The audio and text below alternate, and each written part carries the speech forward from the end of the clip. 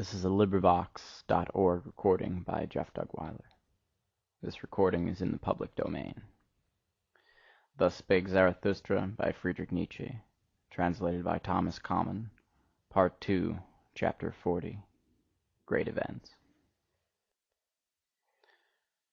There is an isle in the sea, not far from the happy isles of Zarathustra, on which a volcano ever smoketh, of which isle the people, and especially the old women amongst them, say that it is placed as a rock before the gate of the nether-world, but that through the volcano itself the narrow way leadeth downwards which conducteth to this gate. Now about the time that Zarathustra sojourned on the happy isles, it happened that a ship anchored at the isle on which standeth the smoking mountain, and the crew went ashore to shoot rabbits. About the noontide hour, however, when the captain and his men were together again, they saw suddenly a man coming towards them through the air, and a voice said distinctly, "It is time! It is the highest time!" But when the figure was nearest to them, it flew past quickly, however, like a shadow in the direction of the volcano. Then did they recognize with the greatest surprise that it was Zarathustra, for they had all seen him before except the captain himself, and they loved him as the people love, in such wise that love and awe were combined in equal degree. "Behold," said the helmsman, "there goeth Zarathustra to hell." About the same time that these sailors landed on the fire isle, there was a rumour that Zarathustra had appeared. And when his friends were asked about it, they said that he had gone on board a ship by night, without saying whither he was going. Thus there arose some uneasiness. After 3 days, however, there came the story of the ship's crew in addition to this uneasiness, and then did all the people say that the devil had taken Zarathustra. His disciples laughed sure enough at this talk, and one of them said even, "Sooner would I believe that Zarathustra hath taken the devil." But at the bottom of their hearts they were all full of anxiety and longing, so their joy was great when on the 5th day Zarathustra appeared amongst them. And this is the account of Zarathustra's interview with the fire-dog.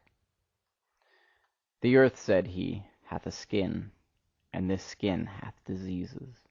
One of these diseases, for example, is called man. And another of these diseases is called the fire-dog. Concerning him men have greatly deceived themselves, and let themselves be deceived.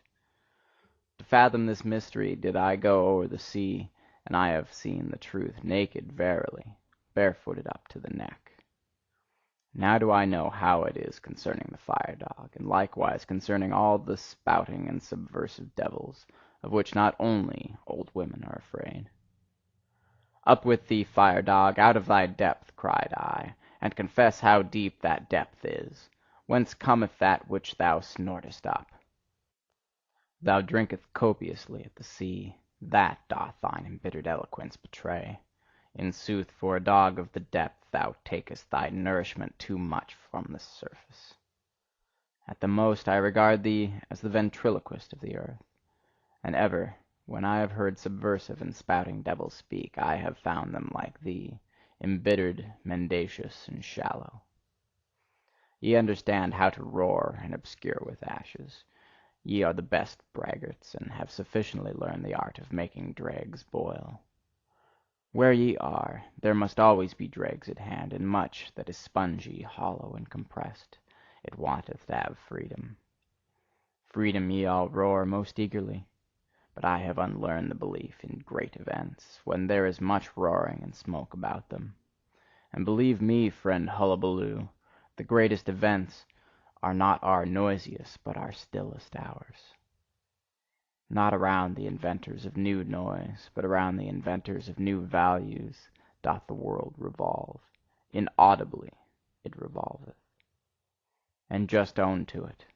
Little have never been taken place when thy noise and smoke passed away.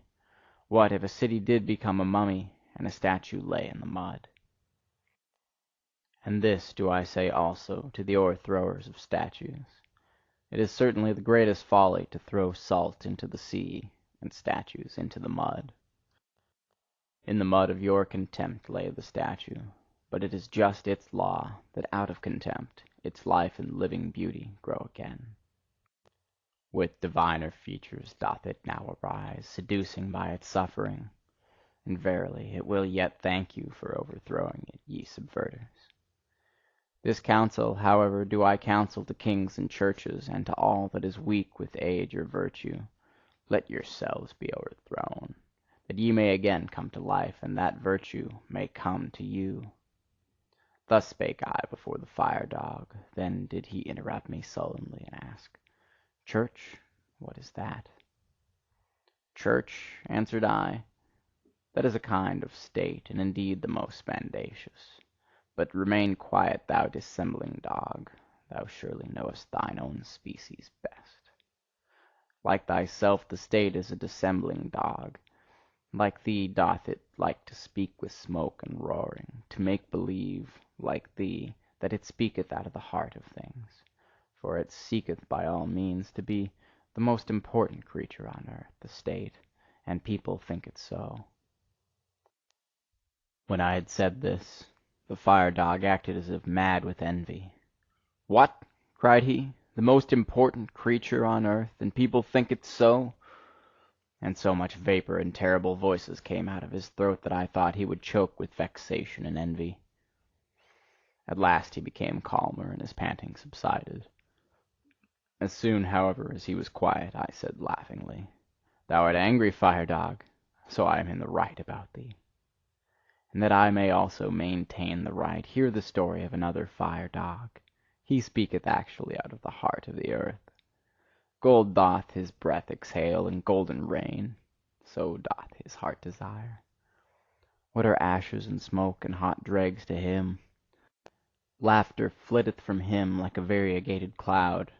Adverse is he to thy gargling and spewing and grips in the bowels. The gold, however, and the laughter, these doth he take out of the heart of the earth. For, that thou mayst know it, the heart of the earth is of gold." When the fire-dog heard this, he could no longer endure to listen to me. Abashed did he draw in his tail, said "bow wow" in a cowed voice, and crept down into his cave. Thus told Zarathustra. His disciples, however, hardly listened to him, so great was their eagerness to tell him about the sailors, the rabbits, and the flying man. "What am I to think of it?" said Zarathustra.